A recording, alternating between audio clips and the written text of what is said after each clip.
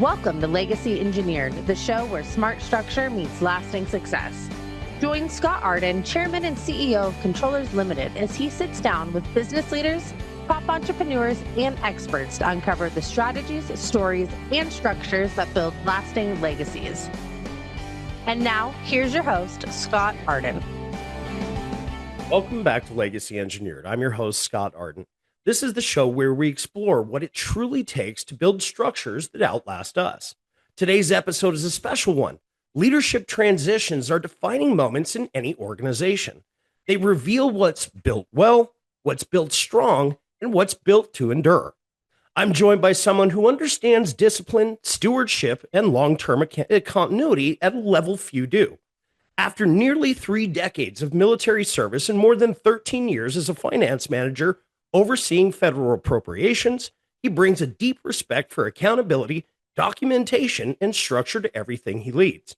Now, as the new Chief Executive Officer of Controllers, he's guiding families and businesses towards sustainable growth, governance, and long-term strength. Eric, welcome to Legacy Engineered. Thank you, Scott. Absolutely. Great to have you here, man. Glad to be here. Thank you. So I got to ask you, the 30 plus years and the 13 years in finance, you spent nearly 30 years military service. What lessons from that environment most shape how you lead today? Man, that's a long question because of 30 years. So I would say the primary thing would be learning lessons as a junior enlisted service member, as a young man, learning the hard way, making mistakes, getting in trouble sometimes, being coached and mentored, sometimes not even wanting to be coached or mentored. Right. Maybe having a bad attitude, and then fast forward over the years, remembering those moments and then learning from those when I am then a leader, seeing those same things in my soldiers, and then knowing where they're coming from mentally, where they're at, because I was also there. Right. And so that probably laid down a great foundation for being I think a successful servant leader later in my military career, because I understand where they were coming from, what they went through, and then basically able to develop mentorship for them as individually. Right. Well, that actually answered my second question. Right. So what was the second question? So the second question was, how does servant leadership differ from traditional executive leadership in your view? From my perspective, servant leadership is simply understanding the people, or at least understanding their individual perspectives, or asking questions to better understand them. Right. And then be able to curtail my interactions with them on that individual basis. I think executive leadership, from my perspective in the past, is more like directive. Like, you will do this, and I went through plenty of that in the military. And sometimes, as even a servant leader, a leader of troops, you do have to be directive sometimes, especially when soldiers don't want to do something, or right, you got to dig that hole or take the hill. It's you don't really have time to. On occasion, you don't have time to explain, well, we're going to do this because of these reasons. Sometimes it's go do it. Mm-hmm. But if you're always directive in your leadership, then it's not very endearing to your staff. That makes complete sense. Yeah, absolutely. So what does stewardship mean to you personally? I think stewardship to me is understanding the value. Well, number one, it's maturity, because you have to be able to look at something and understand why it has value and what that value is to you. Yeah. So without the maturity and respect for your assets or your things, time, your kids, your stuff, whatever, without understanding their value, it's hard to be a steward of those things. Right. And so when you develop as an adult human being, or you mature in your life, that's when you start realizing the true value of those things. Absolutely. Well, and you can prioritize them, right? Yep. And say what's kind of most important, or what has to happen or come first, right? Yep. Absolutely. Exactly. Well, cool. So you spent over 13 years managing federal appropriations. What did that role teach you about accountability? Well, there's accountability at every level, whether it's the like the comptroller level where they're receiving the funds based on budgets that have been submitted by different departments, or it's the finance type managers on the ground where they receive the funds and it's based on a budget that had been submitted and approved, all the way down to the person or personnel spending the money, whether it's on a credit card, a travel card, or like purchase orders, Mm-hmm. personnel costs, operational costs. There's all a variety of ways to spend money, but every level has a requirement. So you got a motor pool guy that's got a budget for vehicles. Well, that budget is a line item on the bigger budget for the program, which is a line item on the bigger budget, let's say for the state of Nevada, the military department, for example. Right. So every level has a responsibility and accountability. That makes sense. Yeah. And I guess, even at the federal debt, right, it's kind of like corporate hierarchy, right? You're starting with with, in the case of corporations, shareholders, directors, officers, it's kind of the same thing. You've got same thing in the military, but then the different departments of federal, state, and so on and so forth. Yeah, that makes a lot of sense. So, you've been with us for almost 60 days now, I believe. Yep. And, here's one of the big things is, as you're starting to see many entrepreneurs resist documentation and structure, why do you believe disciplined systems are critical for long-term success? So in that question, I would equate the entrepreneur who isn't good with documentation or doesn't see the value in it to a junior service member who is told what to do, but they don't understand the why. We need to share our jobs at controllers. Part of our jobs, or one of our jobs, should be sharing that vision and explaining to them in the simplest of terms that person needs to hear what the value is in producing those documents or tracking the eaches of the things that are happening in the day in and day out over the course of time between management meetings and resolution development and approval. Because if you wait till you need it, it's going to be that's reconstruction, and it's the scramble process. That's the scramble process. And you just don't want to be that person who waits and delays because either you don't understand or you don't want to do it, or you, like you said earlier, Scott, you prioritize other things above it. But when you do that too long and then something catastrophic happens and you need that protection that entity provides you, it may not be there. Right. And a lot of people just don't understand that a lot of entrepreneurs may not understand that when they start a company, when they start an LLC.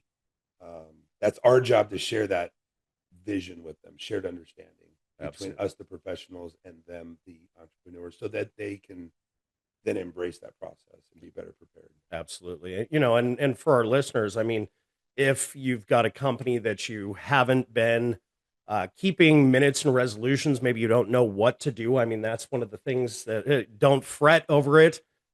Beautiful thing is it can be reconstructed. We're not backdating records. Backdating is illegal.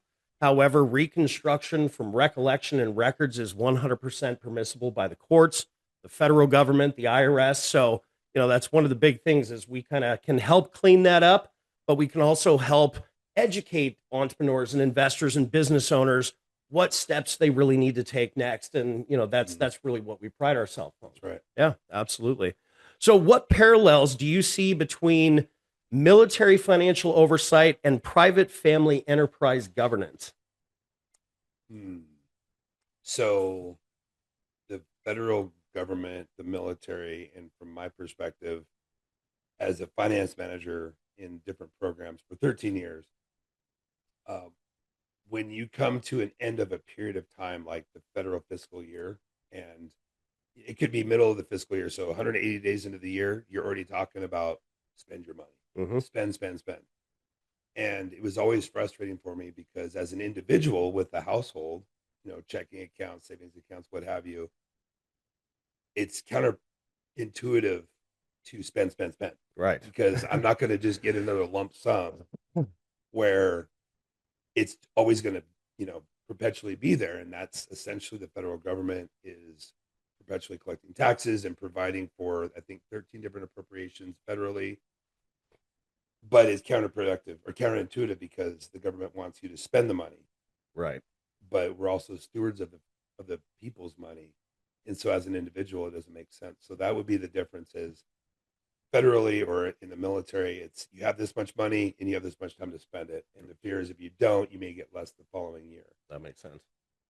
As individuals or as entities or managing members, we want to spend what we need for a certain reason or reasons or goals or courses of action, but not more than that. Right. Because that's dipping into the corporate coffers. And, we may need that other nugget of funding for something else. And so we're always looking at, how to better produce results without overspending, because we generate as entrepreneurs, we generate those funds to move forward in the next course of action. Yeah, So absolutely. there's not somebody there with a bag saying, here's your next. Here's your next guarantee, or we're allocating this to you. Absolutely, we've got to make that money. We've got to make sure we're spending it appropriately, putting it into the right marketing budgets, what have you. So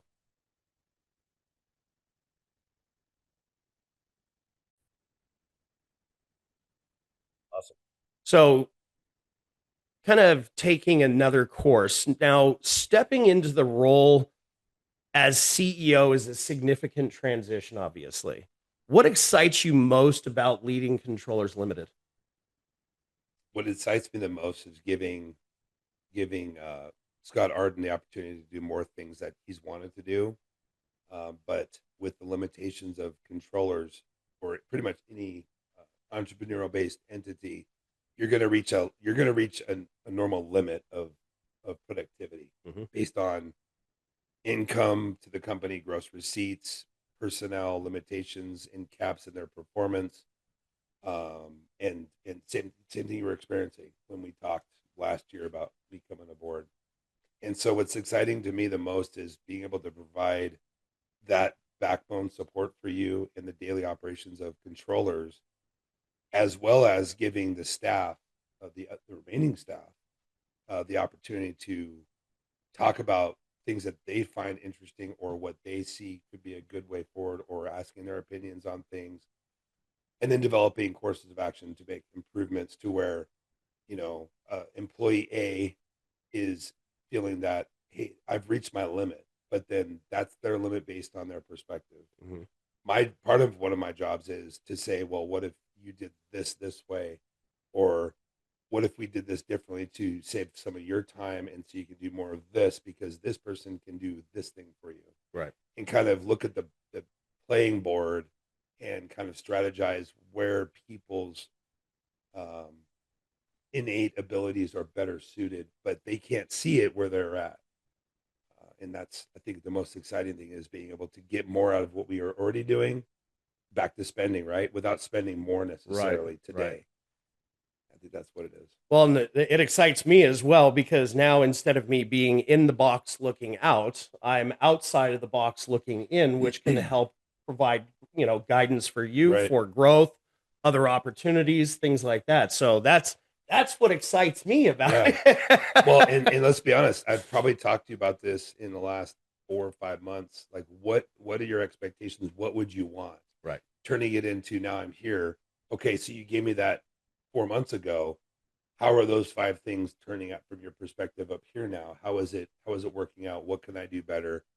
What are you seeing in our weekly meetings that is different in a better way, or not in a good way, that I could work on for the operational portion of the company?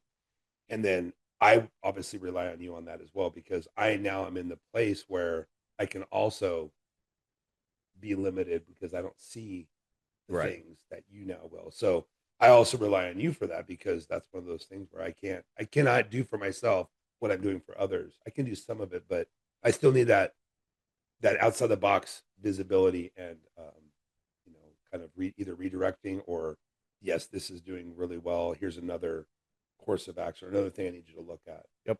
I enjoy that. Yeah. Well, and you're doing awesome at it. I'm going to tell you that right now. Thank you, Scott. Absolutely.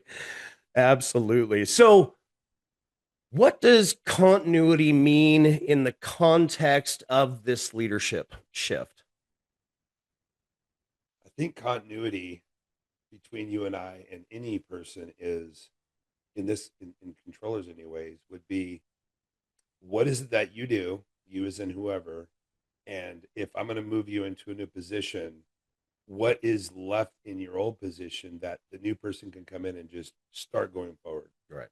Whether it's, hey, these are the 10 things I do throughout the day and throughout the week, month, and year, and here's how to do them all. And developing that continuity to where I'm not trying to replace you by asking you to write these things down. I'm trying to replace what you do so I can take you into the next place that you are. I think that you're better, more suited, because that is how you develop people. Absolutely. And it's the same thing for me, for you and I. Continuity is our continuity is exactly what I mentioned earlier when I said, what are the 5 things you want me to accomplish in the next 12 months? What is it that you had roadblocks? What did you come to a roadblock in? Mm-hmm. What was it that you couldn't get past because you didn't have that visibility above you giving you that assistance? Right. And that's continuity, is being able to have that visibility from somebody else to give you that positive coaching, even redirecting, saying, hey, you're spending a lot of time doing this and this is why it's not working. Mm-hmm. That's continuity to me. That makes sense. Yep. So we're all about, making sure we're developing a proper culture, right? I mean, that's really the biggest thing. That's how you build a strong team. So how do you maintain culture while elevating structure? One of the things that the team and I are doing every Monday, part of what we're doing every Monday meeting is reviewing the basic employee handbook. And that's going to give us an opportunity to look at things that maybe we forgot about, or maybe we're not doing as well as we should. And so reminding people of our boundaries, whether it's professional boundaries or how to live a personal life and not let it affect your work, and conversely, how to go home to your family and not let the stresses of work impact your family life, because that's also important. Absolutely. Yeah. Check personal things at the door as you're coming in, but check business things go at the door when you're going home, right? You 100%. Don't want to take that. It's easy to say, it's hard to do. And that's where your work partners, when you see somebody in that rut, it's like, hey, what's going on? Do you need to talk about it? I mean, that's what we're all here for, especially in a smaller company. You have that latitude. Right. I think I may have forgot the second half of your question. What was the second half? Just how do you maintain culture while elevating structure? Yeah, the elevating structure part is simply giving the staff, even from me to you and you to me, giving each other the check on learning, like, we're doing good, this is right. You're spending too much time on this. This is not right. And then also looking at your people and saying, okay, right now we do these things, but we want to do these things too.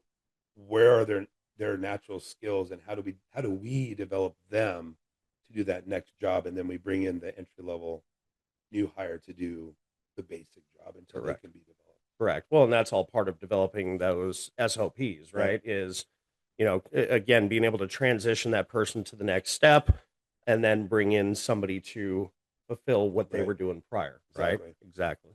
Well, perfect. So you often talk about family as the foundation of leadership. How has that shaped your decision making?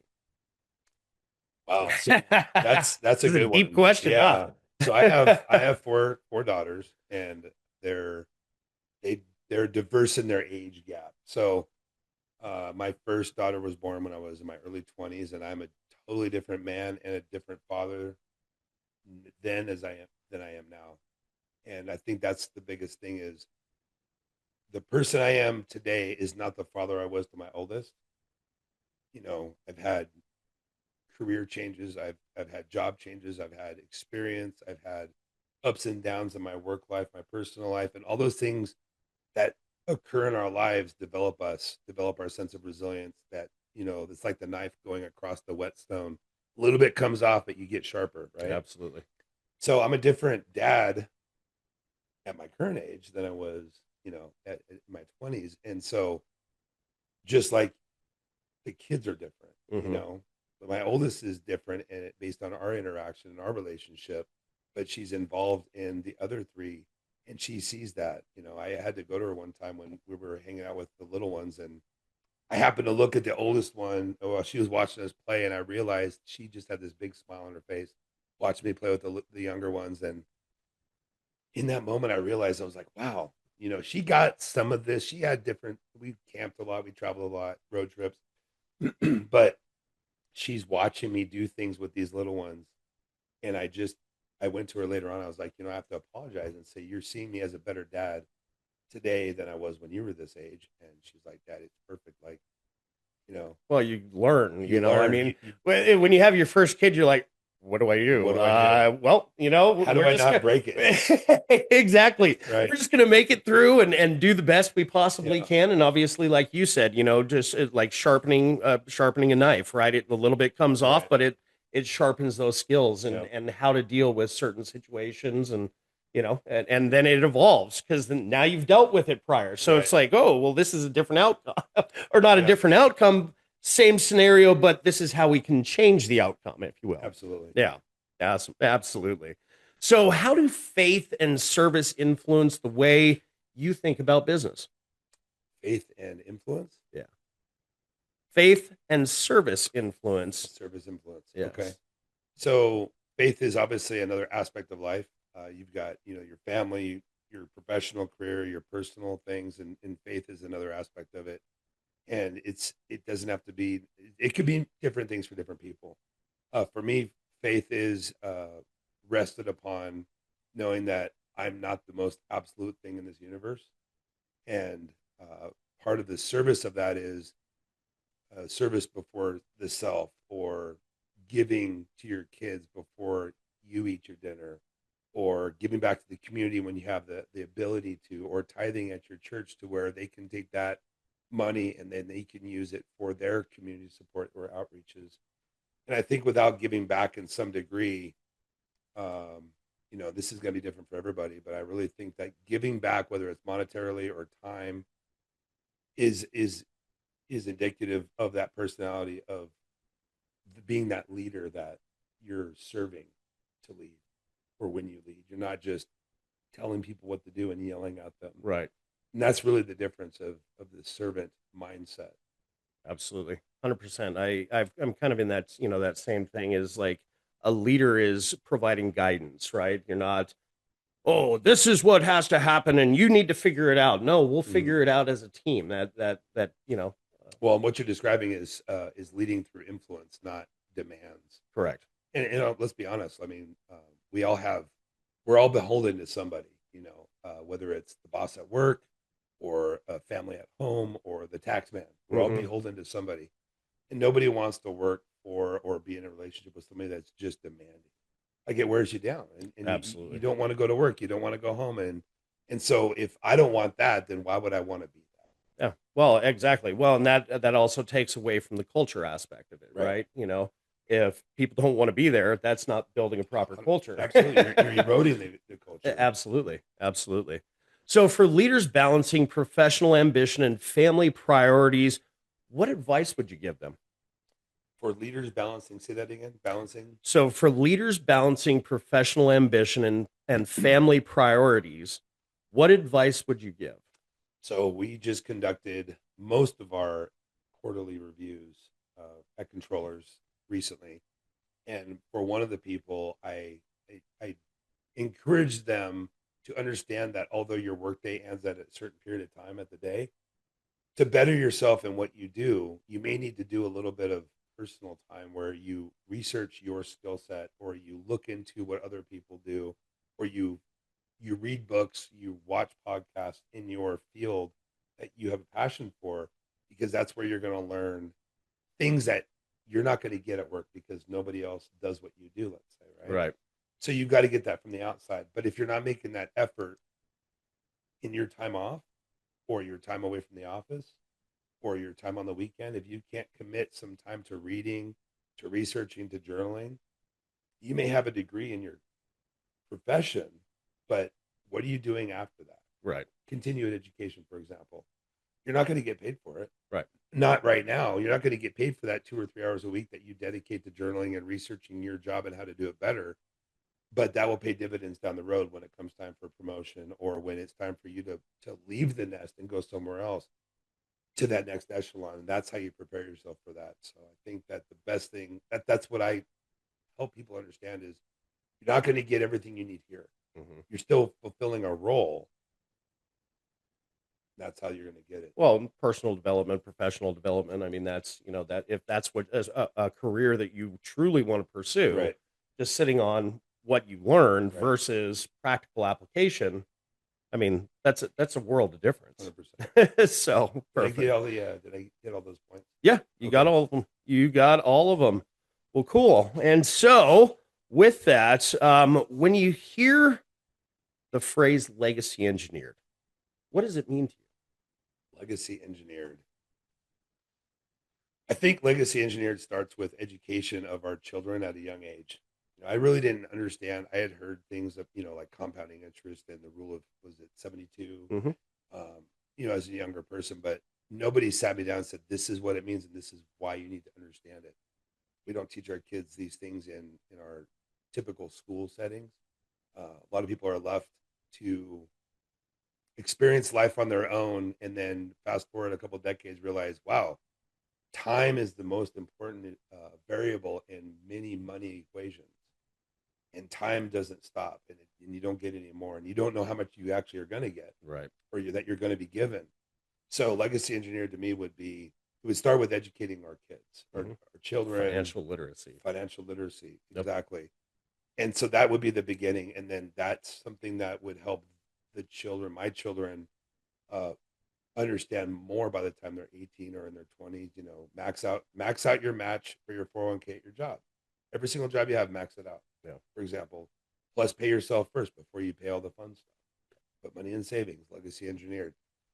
So with those things in mind, those are the offspring portions of it. The me portion is, again, for me, it started late in my life as far as what I would have preferred to be educated.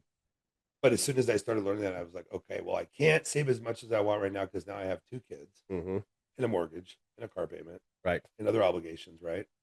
But how can I do it with what I have? So that turned into, I mentioned a mortgage, so buying the first house and paying that down and then rolling that over to the next one, and then okay, now I have a little bit more money, and let me put some over here and do a 529 account here and a IUL for an index life insurance policy for the kids, and try and max that out every year, because guess what? When they're 18, I can still manage that. Correct. A 401k, they get on day one, and what if they're not mentally ready for that? Yep. So there's a lot of ways to look at it, and so legacy engineered to me is simply, that was all the hard part, right? But it's simply, what are you going to do with the benefits or the talents that you've been given? How are you going to maximize that? Right. And then the other part of it would be just family. Legacy is not just about money. It's about family, being together, helping each other out. And family doesn't just mean the kids that you have. It could be me and you. It could be coworkers at work. Where are they at with their stuff? And then back into the community with church and other community functions. So legacy engineering is a very big thing. But as far as controllers goes, helping our entrepreneur and small business owners understand the things that we first started talking about with compliance and that shared understanding of what's important. Yep. So we can do the same thing for them that maybe we did for our kids. Absolutely. I mean, that's, just like you talked about, instead of buying things, you're investing in longer term, right? Like an IUL, like, retirement plans, things like that. That's designing that legacy. But then in addition is, having your kids understand how to not only receive that, but then the legacy is, because that's an inheritance, right? What you leave them is an inheritance, but a legacy is what you actually leave in them, right?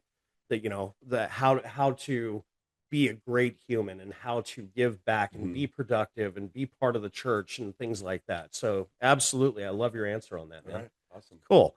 So if someone listens to this episode and walks away with one mindset shift, what do you hope it is? One mindset shift, I would say, I would want them to walk away with curiosity, because everything we've talked about today is easily learned, easily taught, easily shared, right? But if you're not curious to ask questions, or how do I make myself better? How do I do the money thing? What do I need to tell my kids? I'm an entrepreneur. How do I do minutes? How do I pass on that legacy of knowledge and inheritance? How do I give back to my community?